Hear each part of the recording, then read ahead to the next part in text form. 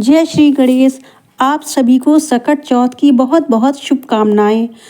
आज हम आपको बताएंगे कि आने वाली सकट चौथ कब है। 4 सकटों में सबसे बड़ी सकट चौथ है, जिसे हम तिलकुटनी चौथ भी कहते हैं।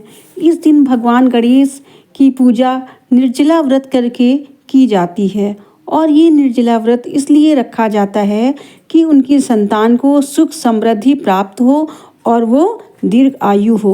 ये व्रत हमारी हिंदू संस्कृति में बहुत महत्वपूर्ण होता है। इस दिन माताएं अपने पुत्र की लंबी आयु के लिए गणेश भगवान और चौथ माता की पूजा करती हैं। माना जाता है कि गणेश जी हमारी संतान के सभी संकटों को हर लेते हैं। हमारे सनातन धर्म में इस व्रत का बहुत महत्व है। अलग अलग प्रांतों में इस व्रत को अलग अलग नामों से जाना जाता है। इस वीडियो में हम आपको संकट चतुर्थी व्रत की संपूर्ण जानकारी देंगे कि ये व्रत कब है और इसको क्या क्या भोग लगता है और पूजा की विधि क्या है। ये सब विधि बताने से पहले आपसे मेरा अनुरोध है कि मेरे चैनल का सब्सक्राइब अवश्य कर दें और कमेंट्स बॉक्स में जय गणेश या ओम गंग गणपतये नमः अवश्य लिखें। अतः आपको बताते हैं कि सकट चौथ का व्रत 2025 में कब है और इसके नियम और विधि क्या हैं। सकट चतुर्थी माघ के महीने में कृष्ण पक्ष की चतुर्थी के दिन पड़ती है। इस दिन सकट चौथ का व्रत किया जाता है।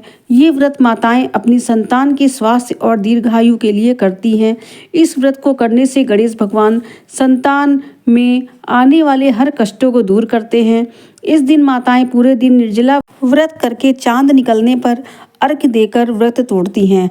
जिन माताओं के पुत्र हैं उनके दीर्घ आयु और अच्छे स्वास्थ्य तथा जिनके संतान नहीं है वो संतान प्राप्ति के लिए व्रत रखती हैं।